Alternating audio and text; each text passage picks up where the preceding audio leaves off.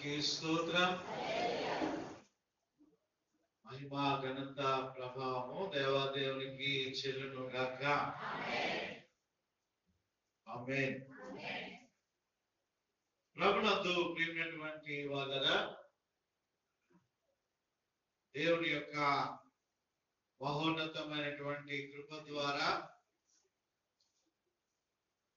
ఈ సబాతు దినములో అనగా పరిశుద్ధ దినములో మనమందరము కూడా చేరి దేవుని ఆరాధించడానికి, ఘనపరచడానికి ప్రభు మనకి ఇచ్చినటువంటి ధన్యతను బట్టి దేవునికి స్తోత్రాలు తెలియజేస్తూ మరింతవరకు నడిపించినటువంటి ప్రియులు వేణుగోపాల్ గారు కూడా ప్రభు పేద వందనాలు తెలియజేస్తూ సంఘం అంతటికి కూడా హృదయపూర్వకమైనటువంటి వందనాలు తెలియజేస్తూ ఉంటున్నాను.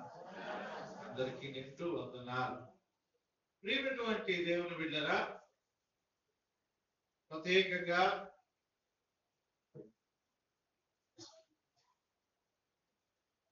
ఈ దినాన్ని ఒక ప్రత్యేక దినం.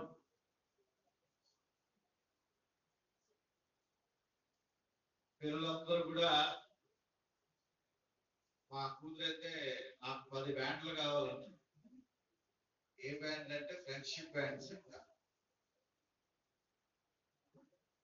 నా కొడుకు ఒక 7 కావాలంటున్నాడు. ఎందుకంటే ఫ్రెండ్షిప్ బ్యాండ్.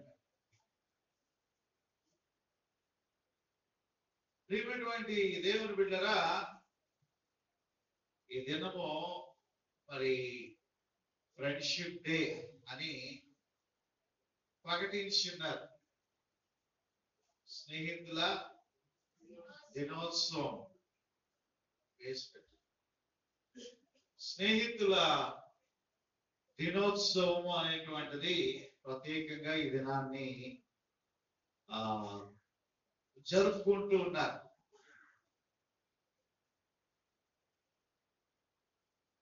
మరి దాని గురించనే ఈరోజు భయపడుకునే వాక్యంలో కూడా వాక్యం నేను పెట్టి ఉన్నాను.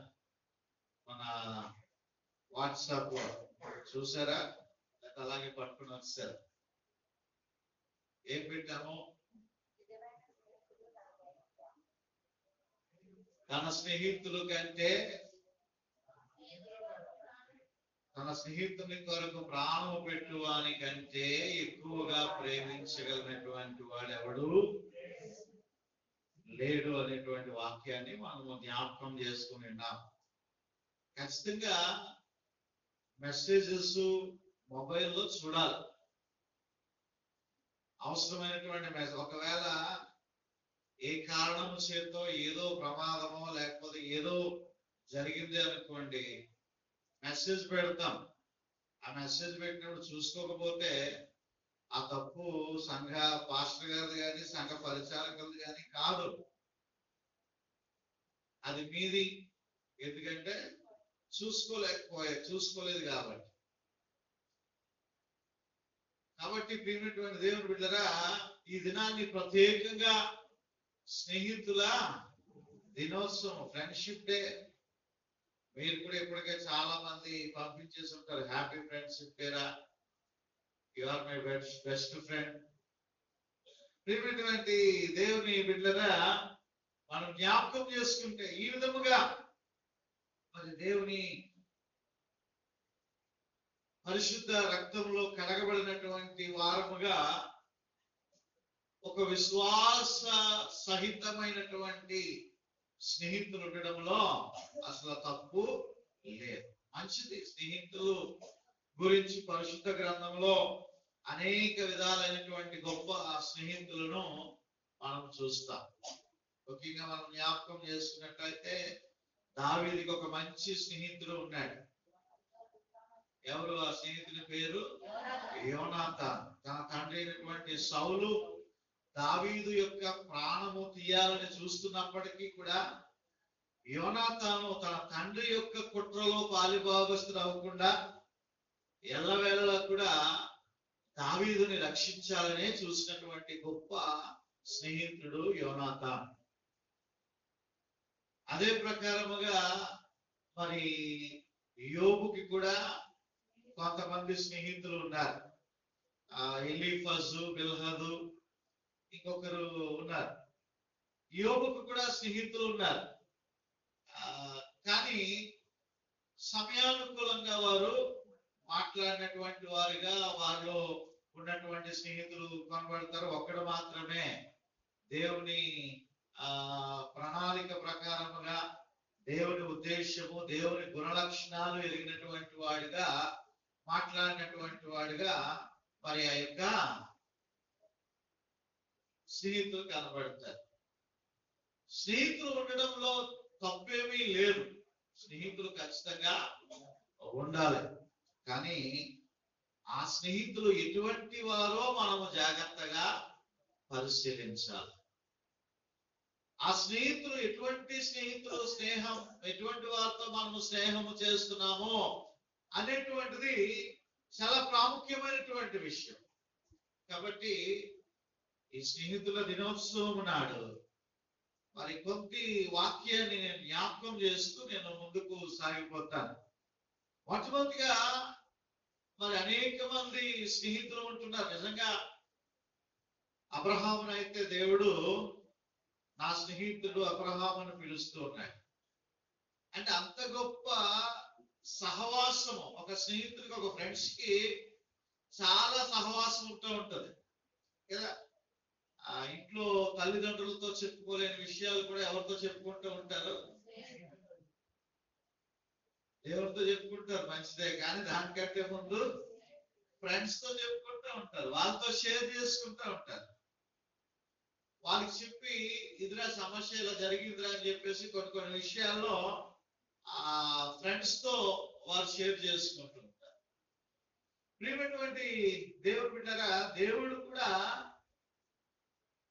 అబ్రహాముతో స్నేహితుడిగా ఉండాలని ఆశపడ్డాడు.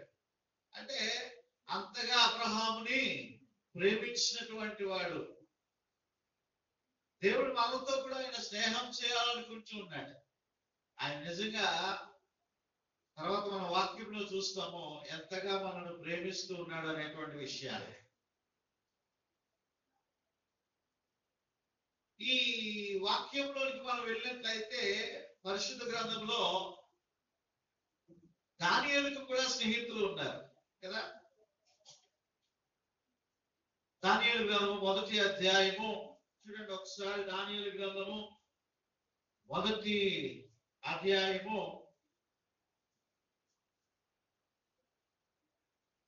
17వ వచనాన్ని మనం చదివితే,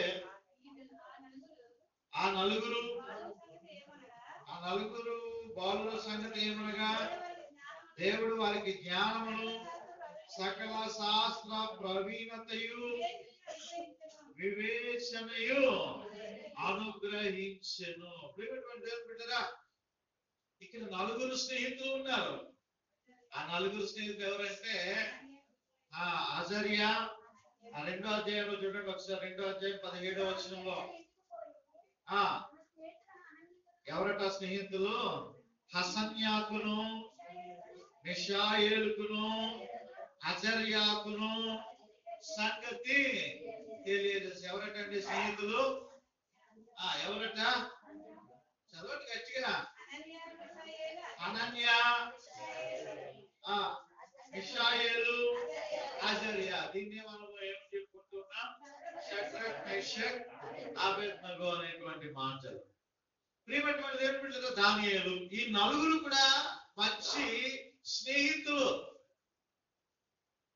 వారిలోకి ఏ విధమైనటువంటి పాపము, ఎటువంటి మత్తు పదార్థాలు గాని, ఎటువంటి అల్లరితో కూడినటువంటి ఆటపాటలు గాని, ఏ విధమైనటువంటి పాపభూయిష్టమైనటువంటి క్రియలు గాని ఆ నలుగురు స్నేహితుల్లో ఏమాత్రం కూడా కనబడటం లేదు. అందుకే వారు ప్రారంభంలోనే వారు చెప్తారు, ఇదిగో మేము రాజు తినేటువంటి ఆహారానికి రాజు అనుమతించినప్పటికీ మేము ద్రాక్షరసమైనను మద్యమైనను ఇక మాంసాహారమైనను కూడా మేము ఏమాత్రము కూడా మేము తీసుకోము. మాకు కేవలము శాకాహారమే కావాలి. ఈ దినాల్లో చూడండి, స్నేహితులు ఒక ఇద్దరు కలిశారనుకోండి, ఒక ముగ్గురు కలిశారనుకోండి, వారు మందు కొట్టడం, సిగరెట్లు కాల్చడం, ఈ మధ్య కాలంలో డ్రగ్స్ అనేటువంటివి ఎక్కువగా ఉంటూ ఉన్నాయి. డ్రగ్స్ అనేటువంటి వాటిని వాడడం, మాదక ద్రవ్యాలు వాడడం. ప్రియమైనటువంటి దేవుని బిడ్డలు, మనం ఒకసారి మెడికల్ షాప్ కి వెళ్తే, ఆ మెడికల్ షాప్ కి వెళ్ళినప్పుడు ఒక చిన్న పిల్ టాబ్లెట్ నిద్ర మాత్ర ఉంటది. ఆ నిద్ర మాత్ర ఒక్కొక్కసారి ఎప్పుడైనా వేసుకుంటూ ఉంటారు స్ట్రెస్ తగ్గడం కోసం అమ్మగారు. అది తేడానికి వెళ్తా ఉన్నప్పుడు ఒక్కొక్కసారి వాడు చెప్తా ఉంటాడు, ఎవరిని కూడా పిల్లల్ని ఇప్పుడు కూడా ఈ టాబ్లెట్లు కూడా పంపించకండి, ఎందుకంటే ప్రిస్క్రిప్షన్ లేనిది టాబ్లెట్లు ఇవ్వడానికి లేదు. ఎందుకంటే చాలా మంది యవనస్తులు ఏం చేస్తున్నారు, ఆ యొక్క టాబ్లెట్లు తీసుకొని 1-3-4 టాబ్లెట్లు వేసేసుకొని వాటినే డ్రగ్స్ లాగా ఫీల్ అయిపోతూ ఆ జీవితాలను పాడు చేసుకుంటూ ఉన్నారు. ఈరోజు స్నేహితులు అనేటువంటి వారు చాలా భయంకరమైనటువంటి స్థితిలోనికి వారిని తీసుకొని వెళ్ళిపోతూ ఉన్నారు. నీకు మంచి స్నేహితులు కలిగినటువంటి వారిగా ఉండాలా. కొంతమంది మరి స్నేహితులు అంటే పురుషుల మట్టుకే కాదు, స్త్రీలు సైతము కూడా ముసలమ్మ ముచ్చట్లు, వారి మీద వీరి మీద కొండాలు చెప్పడం, వారు ఈ సీరియల్ గురించి మాట్లాడుకోవడం, ఇంకా లేనిపోని విషయాలు కల్పితమైనటువంటివి చెప్పడం. మన వాక్యం కూడా మనం జ్ఞానం చేస్తున్నాం కదా, జారత్వము కలిగినటువంటి స్త్రీ ఇంటి గుమ్మం దగ్గర కూడా వెళ్ళొద్దని చదివాం కదా మనం సామెతల గ్రంథంలో నుంచి. కాబట్టి ఇటువంటి ప్రేరేపించేటువంటి స్త్రీలు కూడా చాలా మంది ఉంటూ ఉంటారు. కాబట్టి నీ స్నేహితులు ఎలాగున్నారు, మనము కలిగి ఉన్నటువంటి స్నేహితులు ఎలాగున్నారు అనేటువంటిది చాలా ప్రాముఖ్యమైనటువంటిది. అంతమటుకే కాదు, ఇక్కడ ఒక సమస్య వచ్చింది. ఆ రాజు ఒక కళ కంటాడు, అది కళ తాలూకా భావము తెలియపరచబడటం లేదు, ఎవడు కూడా చెప్పలేకపోతూ ఉన్నాడు. ఒక సమస్య వచ్చింది. ఈ సమస్య వచ్చినప్పుడు దానియేలు ఏం చేశాడో తెలుసా? చూడండి ఒకసారి. అప్పుడు దానియేలు తన ఇంటికి పోయి స్నేహితులైన హసన్యాకును, మిషాయేలుకును, అజర్యాకును సంగతి తెలియజేసి తానును తన స్నేహితులను బబులోనులో తక్కిన జ్ఞానులతో కూడా నశించకుండానట్లు ఆ కథ యొక్క మర్మ విషయంలో పరలోకమందున దేవుని వలన కటాక్షము పొందు నిమిత్తమై ఆయనను వేడుకొనుడని వారిని హెచ్చరించెను. హల్లెలూయా. ఏం చెప్తున్నాడంట? ఒక సమస్య వచ్చింది, ఆ సమస్యకు పరిష్కారము కలుగజేసేటువంటి దేవుడు ఎవరు?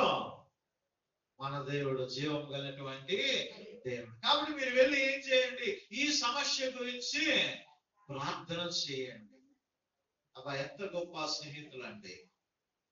ఇటువంటి స్నేహితులు మనకి ఎంతైనా అవసరము. నీకు ఒక సమస్య వచ్చింది, అరే బాబు నేను సమస్యలో ఉన్నాను, నా గురించి ప్రార్థన చేయరా, నా గురించి ప్రార్థన చేయమ్మా. ఇలాంటి ఒక మంచి ప్రార్థనాపరులైనటువంటి స్నేహితులు నీ కోరుకున్నారా? ముఖ్యంగా సంఘంలో అయితే కొంతమంది స్త్రీలు ఉంటున్నారు, స్త్రీల సమాజంగా చేరుతున్నారు. ఒకరి సమస్యను ఒకరు షేర్ చేసుకుని వారు ఏం చేస్తున్నారు, ప్రార్థనలు చేసుకుంటూ ఉన్నారు. కానీ ఈ లక్షణం అనేటువంటిది పురుషులలో కొరవడుతూ ఉన్నది. ఈ లక్షణం అనేటువంటిది యవనస్తులలో కొరవడుతూ ఉన్నది. ఒకరికొకరు షేర్ చేసుకుని, ఇది నా సమస్య. ఎప్పుడు ఆదివారం వచ్చినప్పుడు బాగున్నారా అంటే బాగున్నారు అంతే, మళ్ళా వచ్చే ఆదివారమే కదా. మిగతా అంటే కలుస్తా ఉంటారు, మంగళవారం కలుస్తారు, శుక్రవారం కలుస్తారు, ప్రార్థనా కొడుకుల్లో కలుస్తారు, జ్ఞాపకార్థ కొడుకుల్లో కలుస్తారు. కానీ చాలా మంది మగవారు అయితే కేవలం ఈ ఆదివారం కలుస్తారు, మళ్ళా నీ సమస్య సమస్యలు పోవాలి అంటే ఎక్కడ ఇద్దరు ముగ్గురు కూడి నా నామమున ప్రార్థన చేస్తారో వారి మధ్యన నేను ఉంటాను అంటున్నాడు. ఇదిగో నీ స్నేహితుడు నీ గురించి ప్రార్థన చేసేటువంటి స్నేహితుడు నీకు ఉండాలి. చెడుతనంలో అసహించుకునేటువంటి స్నేహితుడు నీకు ఉండాలి. ఇదిగో నాకు ఈ సమస్య వచ్చింది బాబు వెనకట్ల, నాకు ఈ సమస్య వచ్చింది, ఈ సమస్య గురించి ప్రార్థన చెయ్యి అనేటువంటి స్నేహితుడు నీకు ఉన్నాడా? ఉంటే నిజంగా నీవు ధన్యుడు అండి.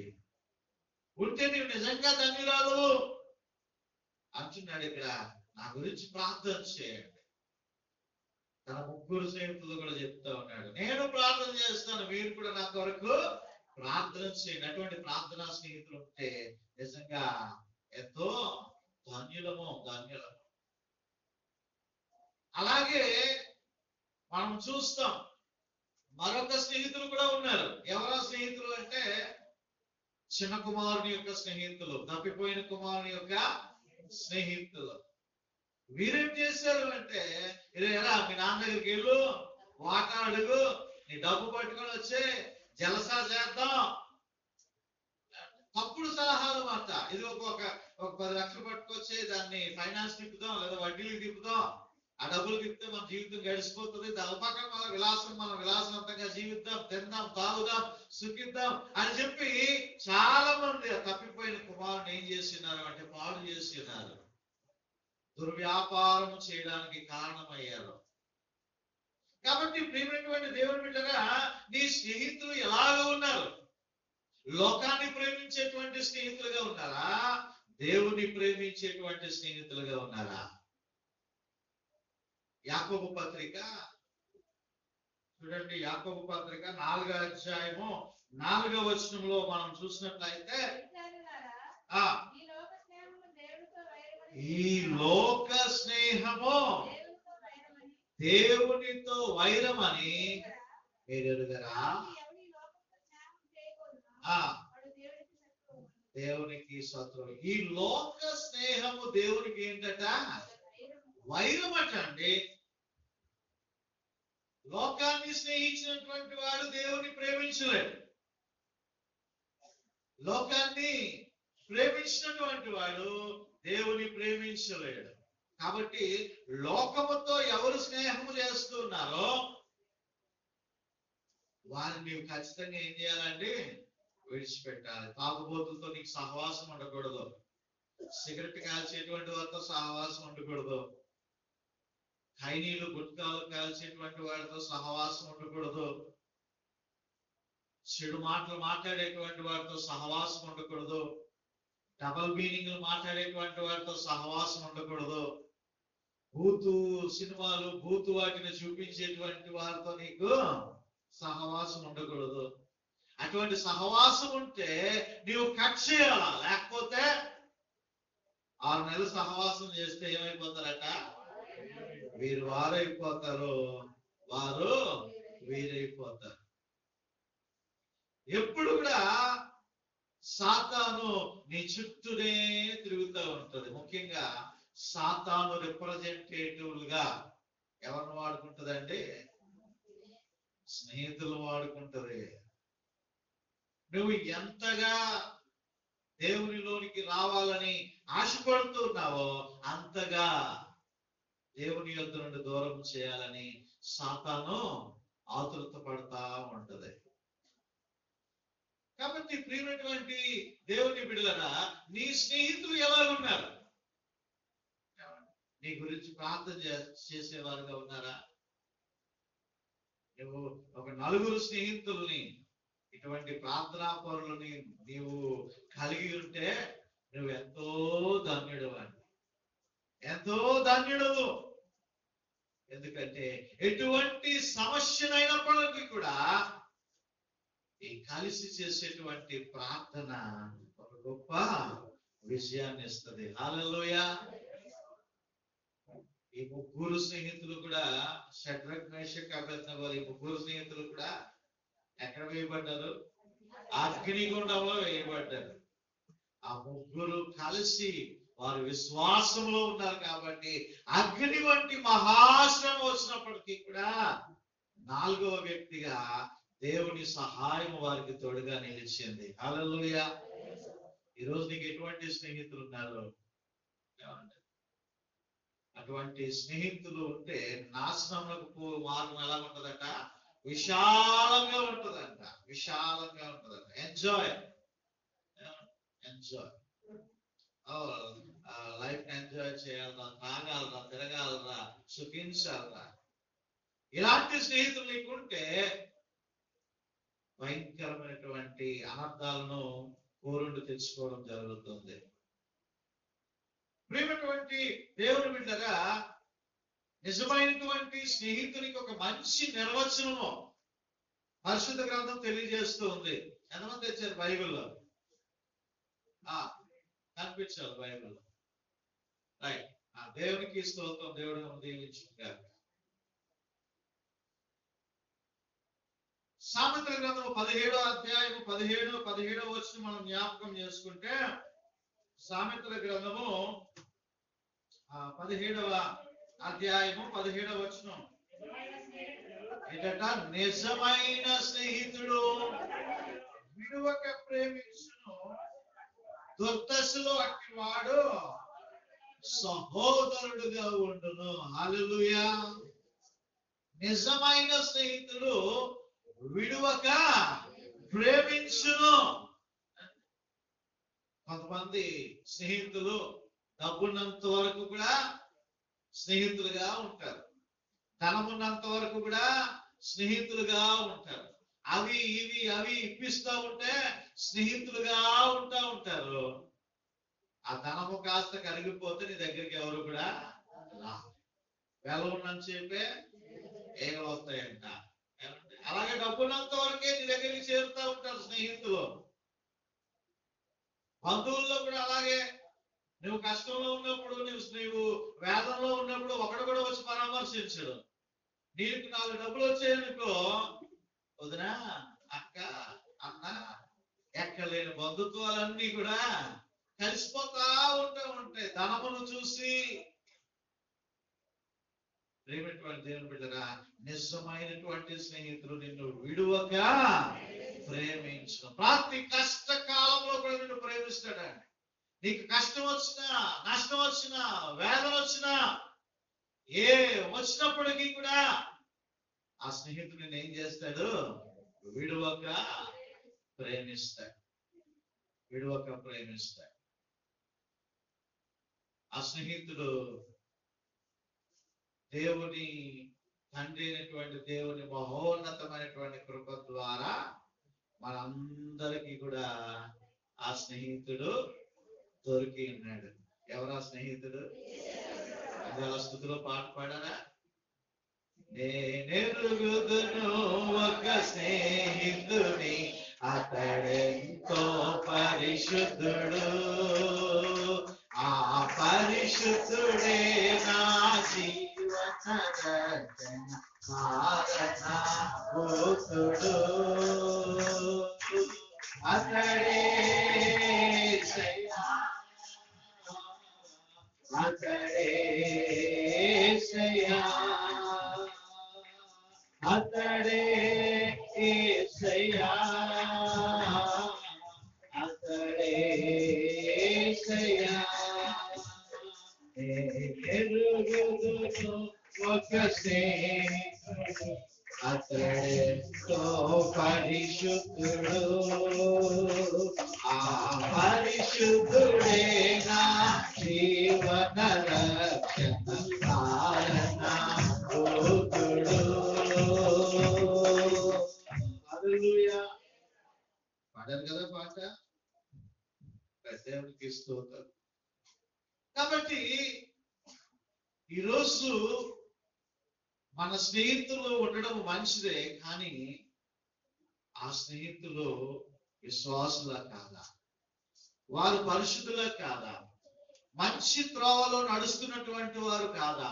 అవునా కాదా అనేటువంటిది జాగ్రత్తగా మనము గమనించి వారితో మనము స్నేహము చేయాలి. లేకపోతే వారి మూల్యం చెల్లించుకోక తప్పదు. అలాగే ఆ స్నేహితుల విషయంలో తల్లిదండ్రులు కూడా ఏం చేయాలి? చాలా జాగ్రత్తగా పరిశీలన చేయాలి. బిడ్డలు చిన్నతనంలోనే ఆ స్నేహాలు మొదలు పెడతా ఉంటారు. ఒరే బాబు, నువ్వు వాడితో తిరుగుతావు ఏంట్రా, లేకపోతే నువ్వు వాడితో వెళ్ళొద్దు, వాడితో తిరగొద్దు అని చెప్పి ఆ అవతల వైపు ఉన్నటువంటి స్నేహితులను బట్టి కూడా నువ్వేం చేయాలా, జాగ్రత్తగా గమనిస్తూ ఉండాలి. సర్లే, అది పోయాడు, ఎక్కడికి వెళ్ళాడు, స్నేహితులు వెళ్ళిపోయాడులే, రాత్రి 10 గంటలకు వచ్చినా పర్లేదులే, 11 గంటలకు వచ్చినా పర్లేదులే, 12 గంటలకు వచ్చినా పర్లేదులే అంటే ఒకరోజు తప్పదాగా వస్తాడు నీ ఇంటికి, అప్పుడు తెలుస్తుంది. కాబట్టి ప్రియమైనటువంటి దేవుని బిడ్డలారా, స్నేహితులు అనేటువంటిది చాలా ప్రాముఖ్యము. ఆ స్నేహితులు ఎలా ఉన్నారు అనేటువంటిది మనం జ్ఞాపకం చేసుకోవాలి. నీకు కలిగినటువంటి స్నేహితులు పరిశుద్ధులై ఉండాలా, లేదా పాపాన్ని ద్వేషించేటువంటి వారుగా ఉండాలి.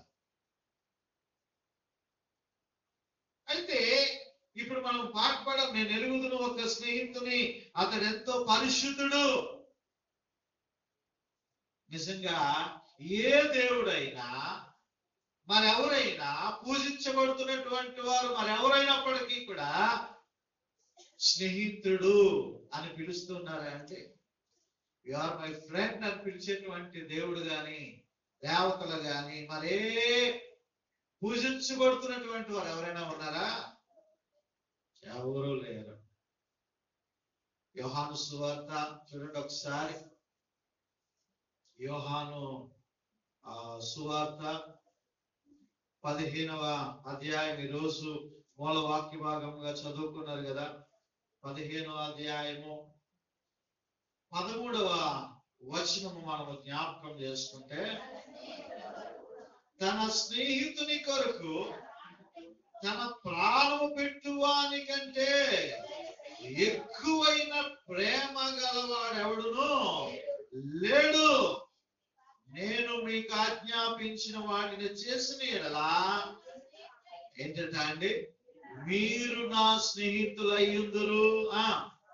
దాసుడు తన యజమానుడు చేయుదాని ఎరుగడు కనుక ఇక మిమ్మల్ని దాసులని పిలువక స్నేహితులని పిలుచుచున్నాను. ఎందుకనగా నేను నా తండ్రి వలన విన్న సంగతులన్నింటినీ మీకు తెలియజేసి తిని.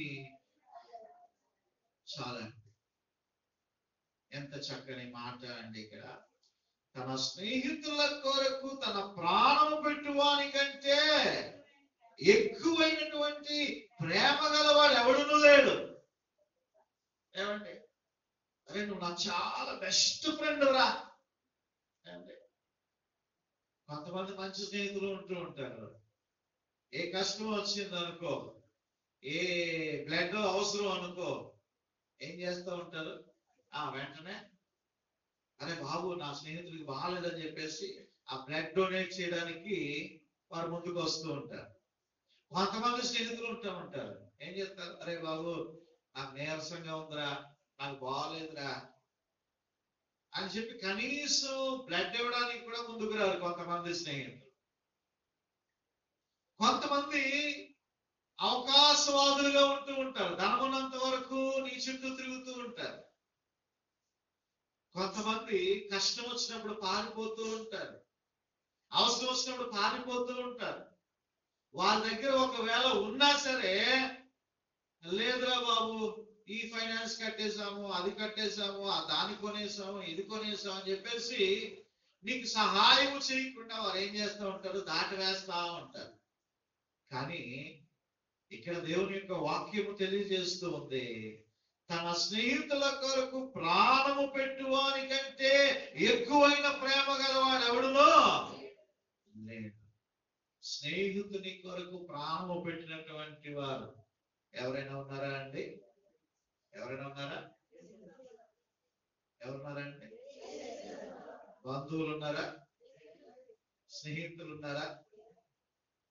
రక్త సంబంధికులు ఉన్నారా? ఎవరైనా ఉన్నారా? పోనీ ఎవరున్నారా అండి? కేవలము యేసుక్రీస్తు ప్రభువారు మాత్రమే మన కొరకు ఆయన తన యొక్క అమూల్యమైనటువంటి ప్రాణాన్ని ఆయన పెట్టి ఉన్నాడు. ఆయన చివరి రక్తపు బొట్టు అంటే ఎంతగా ఒక స్నేహితుడు ఏ విధముగా ప్రేమిస్తాడో అంతగా యేసుక్రీస్తు ప్రభువారు మనల్ని ప్రేమిస్తూ ఉంటూ ఉన్నాడు ఆయన. ఏ స్నేహితుడు కూడా ఇంత గొప్ప కార్యాన్ని చేయలేడు. చక్కని పాట ఉంటది కదా, స్నేహితుడు ప్రాణ ప్రియుడు ఇతడే నా ప్రియ స్నేహితుడు, స్నేహితుడు ప్రాణ ప్రియుడు ఇతడే నా ప్రియ స్నేహితుడు, సమీప బంధువుడు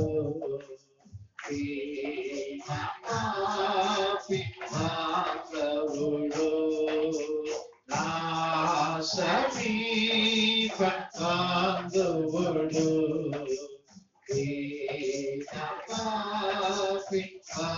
ప్రభుడు, స్నేహితుడు ప్రాణ ప్రియుడు ఇతడే నా స్నేహితుడు, స్నేహితుడు ప్రాణ ప్రియుడు ఇతడే నా స్నేహితుడు, తోడు నీడలేని చూడవచ్చేను, జాడలు వెనకి జాలి చూపెను,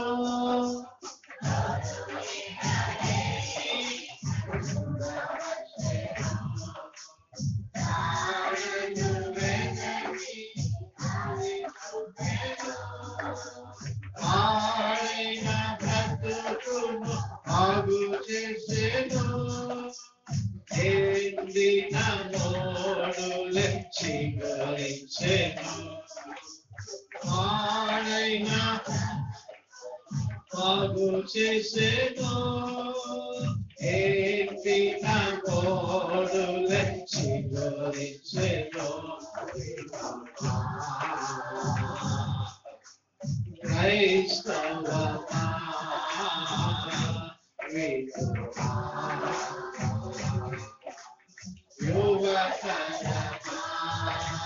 స్నేహితుడు ప్రాణ ప్రియుడు ఇతడే నా స్నేహితుడు. హల్లెలూయా. ప్రియమైన దేవుని బిడ్డగా, ప్రాణము పెట్టినటువంటి స్నేహితుడు ఈయన. ఇంత గొప్ప స్నేహితుడు మరి ఎవరికి కూడా లేడు. అంటే యేసుక్రీస్తునందు ఎవరైతే విశ్వాసం నుంచి నమ్మి సొంత రక్షకునిగా అంగీకరించినారో వారికి నిజమైనటువంటి స్నేహితుడిగా యేసుక్రీస్తు ప్రభువారు ఉంటూ ఉన్నారు. మరొక వాక్యాన్ని కూడా మనం చూసినట్లయితే సామెతల గ్రంథం 17వ అధ్యాయము 17వ వచనము మనం ఇప్పుడే చదివాం. నిజమైన స్నేహితుడు విడువక ప్రేమించును, అట్టివాడు దుర్దశలో సహోదరునిగా ఉండును. హల్లెలూయా. నిజమైనటువంటి స్నేహితుడు విడువక ప్రేమించును, అట్టివాడు దుర్దశలో సహోదరునిగా ఉండును. ప్రియమైన దేవుని బిడ్డగా, ఈ మాట కూడా మన రక్షకుడైనటువంటి యేసుక్రీస్తు ప్రభు వారికి చెందుతుంది. నిజంగా మనం అందరం కూడా దుర్దశలో మనం ఉంటూ ఉన్నాం. దుర్దశ అంటే పాపము చేత చచ్చిన వారమై ఉంటూ ఉన్నాము. ఈరోజు యేసుక్రీస్తు ప్రభు వారు ఆయన ధనవంతుడయ్యుండి మన దరిద్రం వలన ఆయన ఈ లోకానికి దరిద్రునిగా ఈ లోకానికి వచ్చారు. నీవు దుర్దశలో ఉంటున్నావు, పాపము చేత నీవు అనేకమైనటువంటి దుర్నీతి క్రియల చేత నీవు దుర్దశలో ఉంటున్నప్పుడు యేసుక్రీస్తు ప్రభువారు నీ కొరకు నీ దుర్దశను అంతా కూడా అనుభవించడానికి ఆయన ఈ లోకానికి వచ్చాడండి. ఆయన ఎంత గొప్ప స్నేహితుడు అంటే, కొంతమంది గొప్ప స్నేహితులు ఉంటూ ఉంటారు. వాడేమైనా ఎట్లాగా ఏ జ్యూస్ తాగుతూ ఉన్నాడు అనుకో, ఫ్రెండ్ మాట అంటే ఆ చేతిలో తీసుకొని తాగేస్తూ ఉంటాడు. అంటే ఫ్రెండ్, అంత ఫ్రెండ్షిప్. ఇంకొంతమంది సిగరెట్ కాలుతున్నాడు అనుకో, ఆ సిగరెట్ తీసి నోట్లో తీసుకుంటా ఉంటాడు కదా. అంటే అబ్బా ఎంత గొప్ప ఫ్రెండ్షిప్ కదా.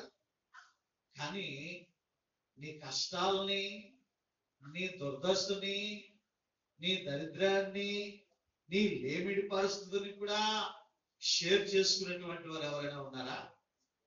ఆ టైంలో ఎవడు కూడా నీకు కనబడ్డు, ఎవడు కూడా నీకు షేర్ చేసాడు. కానీ ప్రేమైనటువంటి దేవుని బిడ్డలారా, యేసుక్రీస్తు ప్రభువారు ధవల సింహాసనాసీనుడై ఉండి కూడా, ఆయన ధనవంతుడై ఉండి, సృష్టికర్త అయి ఉండి, సర్వాధికారి అయి ఉండి, సర్వయుగములలో సజీవుడై ఉన్నటువంటి దేవుడై ఉండి కూడా, ఇదిగో నీతో స్నేహం చేయడానికి ఆయన ఈ భూమి మీదకి వచ్చాడు అండి. అందుకే కదా యేసయ్యను సిలువ వేయడానికి కారణం ఏంటి? ఆ శాస్త్రులకి, పరిసయ్యులకి, ఆ ధర్మశాస్త్రోపదేశకులకి, యాజకులకి ఎందుకు కోపం వచ్చింది? మత్తయి సువార్త 11వ అధ్యాయము 19వ వచనం చూసినట్లయితే, మత్తయి సువార్త 11వ అధ్యాయము 9వ వచనము, ఆయన సహవాసము కాదు అమ్మా, 11వ అధ్యాయం 19వ వచనము మత్తయి సువార్త, మనుష్య కుమారుడు తినుచు త్రాగుచు వచ్చెను గనుక, ఇదిగో వీడు తిండిపోతును, మద్యపానీయు, సుంకరులకును, కాపులకును స్నేహితుడని వాళ్ళు అడుగుతున్నారు. ఏమంటారంటే అండి, వీడు ఎవరికి స్నేహితులు అంటారంట? యేసుక్రీస్తు ప్రభువారు వీడు తిండిపోతులాగా ఉంటున్నాడు, వీడు ఎంతసేపు వెళ్ళిపోయి, ప్రియమైనటువంటి దేవుని బిడ్డలారా, ఎంతసేపు వెళ్ళిపోయి ఆ యొక్క పాపులతోనూ సుంకరులతోనూ కూర్చుంటున్నాడు, తక్కువ కులవాళ్ళతో కూర్చుంటున్నాడు, పేదవారితో కూర్చుంటున్నాడు, వారితో సహవాసం చేస్తూ ఉన్నాడు అని యేసుక్రీస్తు ప్రభువారి మీద చిన్న చూపు చూస్తున్నారు, ద్వేషం పెంచుకుంటూ ఉన్నారు. నిజంగా యేసుక్రీస్తు ప్రభువారికి అంత బాధ అవసరమా? ఏమంటే నోటి మాట చేత సర్వ సృష్టిని సృష్టించినటువంటి దేవునికి అంత దీనదశ అవసరమా? ప్రియమైనటువంటి దేవుని బిడ్డరా, నేను జ్ఞాపకం చేస్తున్నాను, మన దుర్దశను చూసినటువంటి దేవుడు ఆయన. మనతో సహవాసం చేసి మనకి స్నేహితులుగా ఉండడం కోసము ఆయన తన జీవితాన్ని మనకి అర్పించున్నాడు. కాబట్టి ఇటువంటి గొప్ప స్నేహితుడు తప్ప మరి ఏ స్నేహితుడు కూడా తర్వాత రాదులేండి, కవరు అయ్యా తర్వాత రాదు. కాబట్టి ప్రియమైనటువంటి దేవుని బిడ్డలారా, ఇటువంటి గొప్ప స్నేహితుడు. కాబట్టి నేను తెలియజేస్తున్నాను ఏంటంటే, చాలా మంది నీకు సమస్య వచ్చిందంటే వెంటనే ఫోన్ ఎత్తేసి నీ ఫ్రెండ్కి ఇట్లా సమస్య, ఈ చిక్కుల్లో ఉన్నానురా, ఈ బాధల్లో ఉన్నానురా అని అంటే, ఒక్కసారి నీ సమస్య వింటాడు, రెండోసారి హలో హలో హలో అంటాడు. అంటే ఫోన్ లిఫ్ట్ చేయడం మాట్లాడు, సిగ్నల్ రావట్లేదు అంటాడు కదా. ఏమైనా డబ్బులు అడిగినా, సహాయం అడిగినా మళ్ళా నీకు సిగ్నల్ రావట్లేదు అంటాడు. కానీ యేసయ్యతో సిగ్నల్ ఎప్పుడు కూడా సదాకాలం 24/7. హల్లెలూయా. మరి ఆ స్నేహితుడితో ఎప్పుడైనా నీ సమస్యలు చెప్పుకున్నావా? ఆ స్నేహితుడితో ఎప్పుడైనా నువ్వు షేర్ చేసుకున్నావా? దుర్దశలో కూడా ప్రేమించినటువంటి ఆ స్నేహితులతో నీ సమస్యలు మనస్సు విప్పి నీవు దేవుడి దగ్గరికి, దేవుడు నీకు స్నేహితుడు అంటున్నాడంటే దానికి కారణం ఏంటంటే, హృదయపూర్వకంగా నీవు మాట్లాడుకోవచ్చు నాతో అని. నీ స్నేహితులతో నీవు మాట్లాడుతున్నావా? అలాగ మాట్లాడుకోలేకపోబట్టే నీ సమస్యలు అలా ఉండిపోయాయి. మనుషులతో నువ్వు షేర్ చేసుకుంటున్నావు, లోక సంబంధమైనటువంటి స్నేహితులతో నువ్వు షేర్ చేసుకుంటున్నావు. కానీ నిజమైనటువంటి స్నేహితుడు, దుర్దశలో కూడా నిన్ను ప్రేమించేటువంటి స్నేహితుడు, నీ కొరకు నిందలు అవమానములు అవన్నీ కూడా మన కొరకు అనుభవించినటువంటి యేసయ్య అనేటువంటి స్నేహితునితో నీవు మాట్లాడుతున్నావా? ప్రతి క్రైస్తవుడు కూడా గుండె మీద చేసుకుని చెప్పాలట, Jesus is my best friend అని. హల్లెలూయా. ఎప్పటికీ కూడా నా మొదటి స్నేహితుడు ఎవరు అంటే యేసుక్రీస్తు ప్రభువారని చెప్పాలని. అంటే స్నేహితునితో నీవు మాట్లాడినట్టుగా మాట్లాడేటువంటి ఆ గొప్ప భాగ్యాన్ని దేవుడు నీకు ఇచ్చి నువ్వు మాట్లాడుతున్నావా? నువ్వు ఎప్పుడైనా సరే ఆయనతో నీ సమస్యలు షేర్ చేసుకుంటున్నావా? ఆయన మాత్రమే దుర్దశలో కూడా నిన్ను సహోదరునిలాగా ఆదరించేటువంటి దేవుడు. సహోదరుడు అంటే ఒక రక్త సంబంధిలాగా ఆదరించేటువంటి దేవుడు ఆయన. ప్రేమటువంటి దేవుని బిడ్డలారా, మరొక కింద కూడా ఇంకొక మాట చదివితే యోహాను సువార్తలో చదువుకున్నటువంటి లేఖన భాగం నుండి, మీరు నా స్నేహితులు అయ్యుందురు. ఆ తర్వాత దాసుడు తన యజమానుడు చేయుదాన్ని ఎరుగడు కనుక మోసేసాడా ఏంటి? యోహాను సువార్త 15వ అధ్యాయం. దాసుడు తన యజమానుడు చేయుదాన్ని ఎరుగడు కనుక ఇంకా మిమ్మల్ని దాసులని పిలువక స్నేహితులని పిలుచు ఉన్నాను. ఎందుకనగా నేను నా తండ్రి వల్ల విన్న సంగతులన్నిటినీ. హల్లెలూయా. ఎవరు పిలుస్తున్నాడట? దాసులని కాదు. ఎవరు పిలుస్తున్నాడట? స్నేహితులు అని పిలుస్తున్నాడంట. మీరు చాలా మంది దగ్గర పనిచేస్తూ ఉంటారు. మీకు బాస్ ఉంటాడు, మేనేజర్ ఉంటాడు, లేదా జిఎం ఉంటాడు, జనరల్ మేనేజర్ ఉంటాడు, లేదా సిఇఓ ఉంటాడు, లేదా ఎవరైనా పెద్దవాడు ఉంటాడు. మీరు వాడు అప్పచెప్పినటువంటి పని మీరు చేయడమే. చేసినందుకు నెల అయిన తర్వాత జీతాన్ని మీరు పుచ్చుకోవడమే, అంతవరకే. కానీ యజమానుల్లో ఉన్నటువంటి ఆలోచన ఏంటో మీకు తెలియదు. టర్నోవర్ ఎంతో మీకు తెలియదు. వాడి ప్రణాళికలు ఏంటో మీకు తెలియదు. ఎందుకంటే యజమానుడు, బాస్ అనేటువంటి వాడు ఎప్పుడు కూడా వాటిని తన దాసులకి చెప్పడం, కంపెనీ తాలూకా వ్యవహారాలు చెప్పడం. కానీ ఇక్కడ యేసయ్య అంటున్నాడు, నేను మిమ్మల్ని దాసులని పిలవటం లేదు. ఏమంటున్నాడు? స్నేహితులని పిలుస్తున్నాడు. నిజంగా ఎంత గొప్ప దేవుడు అండి ఆయన. అంటాడు, ఇదిగో నా నామములో మీరు దయ్యాలు వెలగొట్టుదురు, రోగములను స్వస్థపరుస్తారు, అనేకమైనటువంటి దురాత్మలు మీరు పారదలుతాడు. నా అంత మటుకే కాదు, నాకంటే గొప్ప కార్యాలు మీరు చేస్తారు. హల్లెలూయా. అంటే ఈ స్నేహితుడు తనకంటూ ఏమి లోపల దాచుకోలేదండి. సమస్త ఆశీర్వాదాలని, సమస్త వరములను, సమస్త దీవెనలను కూడా దేవుడు మన మీద ఒక స్నేహితునిగా ఆయన మనల్ని పిలుస్తూ అన్ని కూడా దేవుడు మనకి ఇచ్చేసాడు. కాకపోతే మనమే ఆ పొందుకునేటువంటి రీతి తెలియక మనకున్నటువంటి బద్ధకములతో, సోమర్తనములతో, లోకంలో ఉన్నటువంటి ఆశల వైపు తిరిగిపోతూ అవి మనం పొందుకోలేకపోతున్నాం తప్ప సమస్తమును అనుగ్రహించేటువంటి దేవుడు మన దేవుడు. హల్లెలూయా. కాబట్టి ప్రియమైనటువంటి దేవుని బిడ్డలారా, ఈ నిజమైనటువంటి స్నేహితుడు యేసుక్రీస్తు ప్రభువు. ఆయనను నీవు మొట్టమొదటి స్నేహితునిగా నీవు నమ్ముకోవాలి.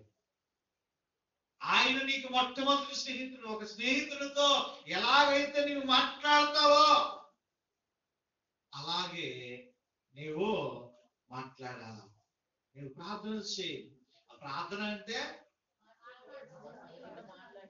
దేవునితో. ఇంకో మాట చెప్పుకుంటే, ఈరోజు ఫ్రెండ్షిప్ కాబట్టి ప్రార్థన అంటే నిజమైన స్నేహితుడితో మాట్లాడతాం. హల్లెలూయా. నువ్వు నిజమైనటువంటి స్నేహితులతో నీవు మాట్లాడు. నీ దీనదశలో ప్రేమించేటువంటి నీ స్నేహితులతో నీవు మాట్లాడు.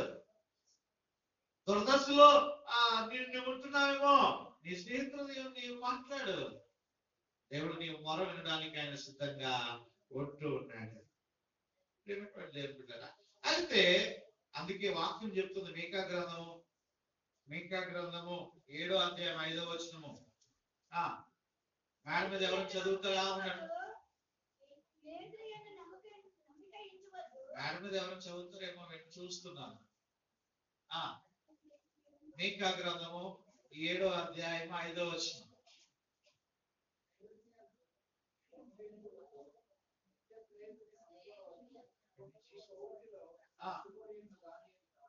చాలండి, అదంతా అవసరం లేదు. కానీ ఏమంటున్నది, స్నేహితుని యందు నమ్మిక ఉంచవద్దు, ముఖ్య స్నేహితుడు నీవు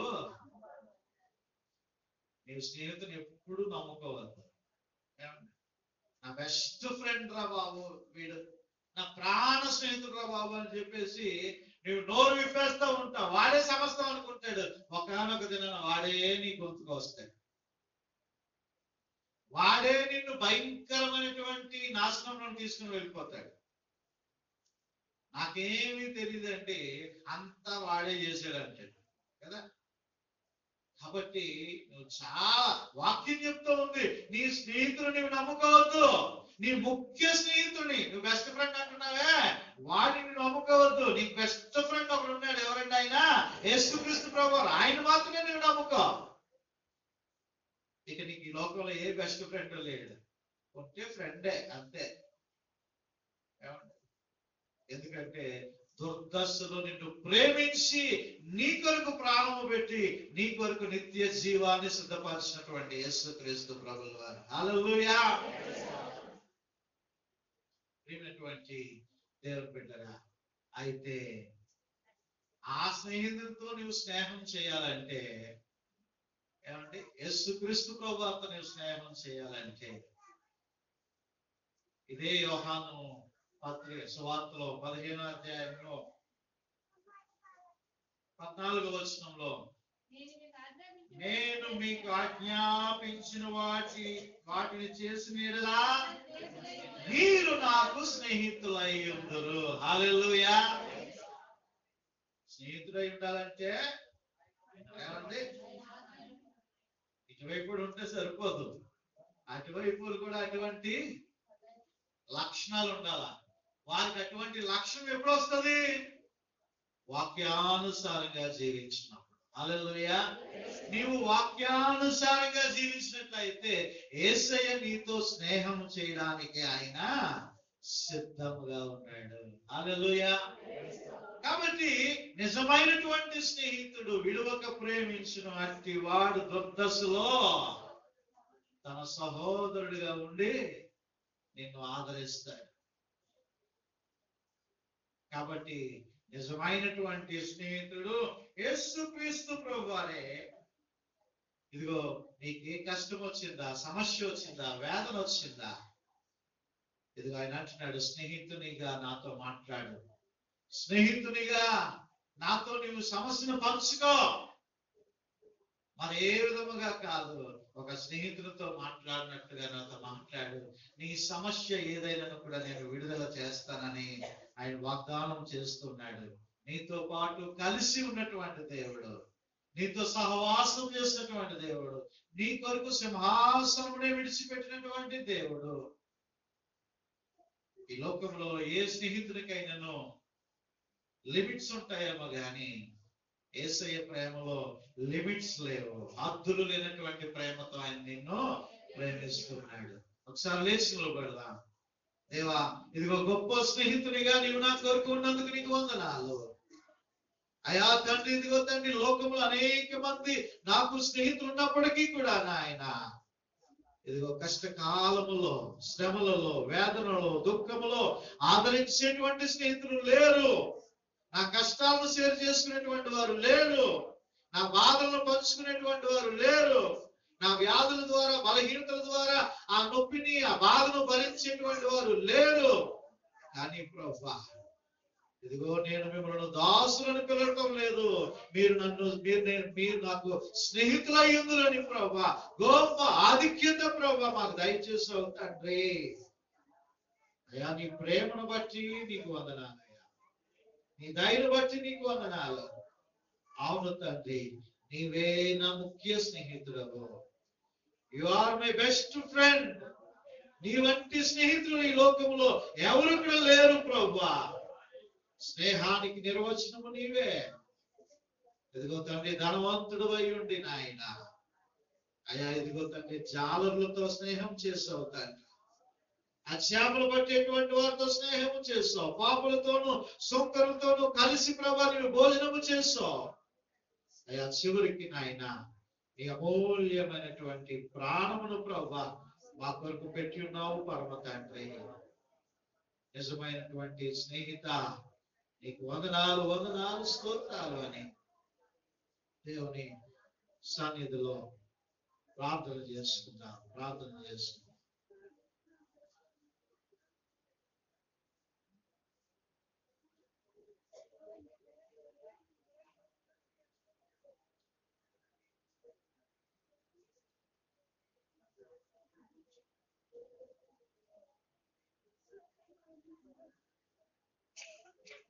దేవా, ఇదిగో నేను నీతో స్నేహము చేయాలని అయ్యా నాకు ఆశ కలిగి ఉన్నది నాయన.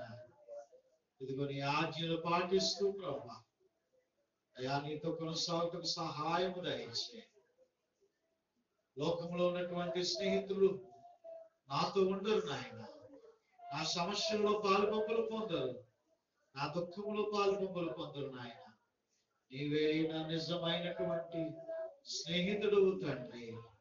అయ్యా నీకు వందనాలు వందనాలు స్తోత్రాలు అని దేవుని సన్నిధిలో ప్రార్థన చేస్తున్నాను.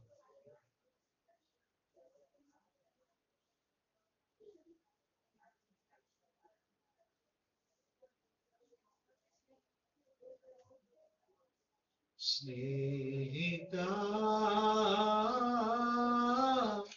దివ్య స్నేహిత, స్నేహిత దివ్య స్నేహిత, నాకై మరణమోచి తిరిగి లేచిన నాదు యేసయ్యా, మరణమోచి తిరిగి లేచిన ప్రాణ స్నేహిత, స్నేహిత దివ్య స్నేహిత, స్నేహిత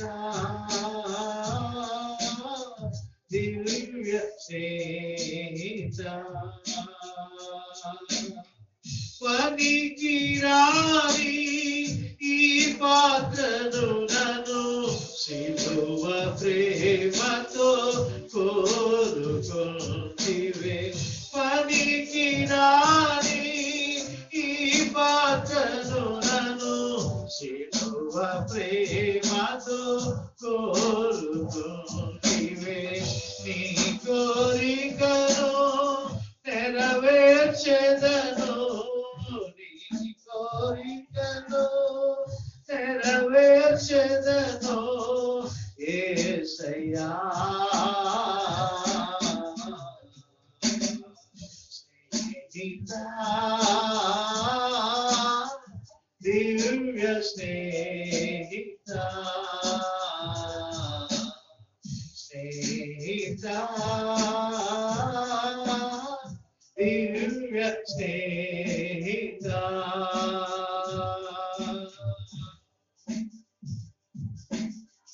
నీ వంటి మిత్రుడు ఎవరున్నారు, నిత్యమునన్ను తలచుచునుంటివే. నీ వంటి మిత్రుడు ఎవరున్నారు, నిత్యము నిన్ను తలచుచునుంటినే. నా తలపులలో నా పలుకులలో, నా తలపులలో నా పలుకులలో నీవేగా,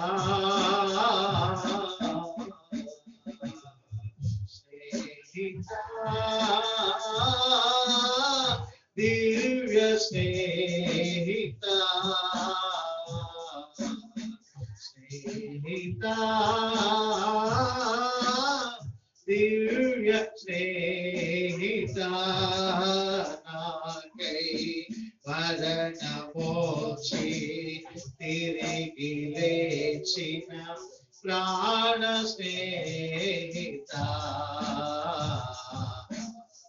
మరణమోచి తిరిగి లేచిన నాదు యేసయ్యా స్నేహిత దివ్య స్నేహిత.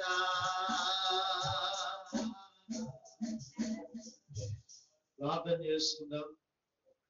యేసయ్యా నీకు వందనాలు, స్తోత్రాలు. నీ కృపకై నీకు స్తోత్రాలు, నీ దయకై నీకు వందనాలు తండ్రి. యేసయ్యా తండ్రి నాయన ఇంతవరకు తండ్రి అయా ప్రాణ స్నేహితుడిగా తండ్రి సరైనటువంటి నిర్వచనము తండ్రి నాయన ప్రభా అయా తండ్రి నాయన మీ యొక్క నామములో ప్రభా అయా దానికి అర్థము తండ్రి మీరని ప్రభా నేను మేము గ్రహిస్తున్నాం దేవా. అయా తండ్రి నీ వంటి మిత్రుడు ఎవరున్నారు తండ్రి నాయన, ఎవరు మా కొరకు నీ వంటి మిత్రుడు లేరు తండ్రి నాయన ప్రభా. మీకు వందనాలు, స్తోత్రాలయ్యా. దేవా కృపగల తండ్రి నీ మహోన్నతమైనటువంటి కృపకై నీకు వందనాలు తండ్రి నాయన, దయకై నీకు వందనాలు ప్రభువా నాయన. యేసయ్యా నీకు వందనాలు అయ్యా తండ్రి. నిజమైన స్నేహితుడు విడువక ప్రేమించును, అటు వాడు దుర్దశలో కూడా సహోదరునిగా ఉండి ఆదరిస్తారని వాక్యం సెలవిస్తుంది. అటు రీతిగా మమ్మల్ని ఆదరించండి, కనికరించండి నాయన. ఇదిగో మా సమస్యలు స్నేహితునిగా నీతో మాట్లాడుతూ ఉంటుండగా అయా మీరే సహాయము దయచేసి కృప చూపించి నడిపించారు. ఇదిగో తండ్రి ప్రభువా నాయన, ఇదిగో వెనుకున్నటువంటి బిడ్డను కూడా మీరు స్వస్థపరచండి అయా. యేసయ్యా తండ్రి నాయన బిడ్డలో ఉన్నటువంటి ఆ బలహీనత నుంచి కూడా మీరు విడుదల దయచేయండి నాయన. అయా తండ్రి పరిశుద్ధతలో పాలు పంపులు పొందుటకు నాయన అయా తండ్రి బిడ్డకు బలమును శక్తిని మీరు దయచేయండి అయా. స్నేహితులతో మాట్లాడినట్టుగా మాట్లాడుతూ ఉంటుండగా అయా మీరే మా స్నేహితులుగా ఉండినట్లుగా అయా మీ స్నేహాన్ని మేము పోగొట్టుకోకుండా అయా తండ్రి నాయన నీ ఆజ్ఞలను గైకొంటూ నీకు స్నేహితులుగా ఉండేటకు సహాయము దయచేయాలని క్రీస్తు ప్రభుల వారి యొక్క పరిశుద్ధమైనటువంటి నామమును బట్టి ఈ ప్రార్థన అడిగి వేడుకను సమర్పిస్తూ ఉంటున్నాము తండ్రి. ఆమేన్. దయచేసి కూర్చుండాలి మనం చేస్తున్నాను అండి.